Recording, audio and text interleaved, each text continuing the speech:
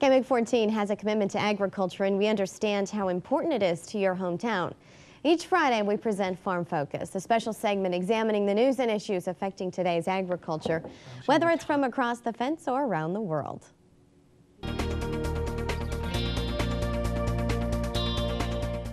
Welcome to Farm Focus. I'm Dennis Morris. Well, honeybees, while small in size, make a huge contribution to the food chain and the economy.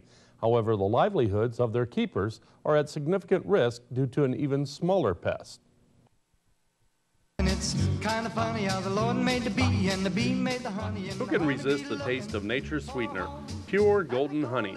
Each year, the amber nectar flows freely, adding a significant buzz to the food chain. Bees, when they pollinate any kind of plant, it causes that plant to produce more fruit. And the economy. The bees are said to add an extra $20 billion worth of produce as a result of pollination.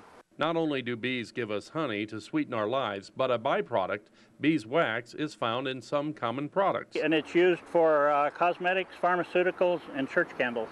Busy as a bee isn't just a saying, it's a lifestyle for these little critters. The national average honey production is about 70 pounds of honey per colony per year.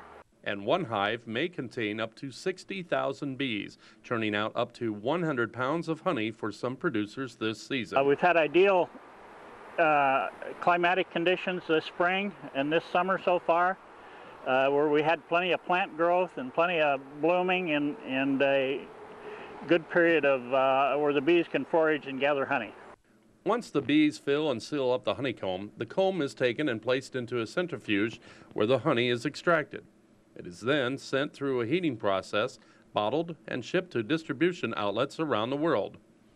But it's not all sunshine and flowers for the honeybee industry these days. Here in the last 5 or 6 years, there has been a condition that they refer to as colony collapse. While this troublemaker has knocked over the beehive, a decrease in the number of clover fields and harsh chemicals have also stung the industry. There are some beekeepers that have had severe losses that range from 80 to 90%, and in some cases even 100% of their bees have died off. Colony collapse disorder, or CCD, typically occurs late in the fall and is a result of a parasitic mite that entered the U.S. 25 years ago.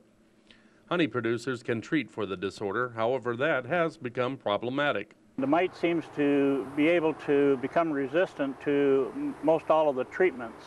To combat this, beekeepers are using thymol, a vegetable-based substance that causes the mite to drop off the bee. This has slowed the drop in the honeybee population. If the industry is to survive, more research is needed so honeybees can continue to give us the sweet substance we crave. And it is believed that once the bee's immunity is weakened by CCD, other factors such as the use of pesticides on fields and bees feeding off genetically altered plants, along with corn syrup, actually kills the bees.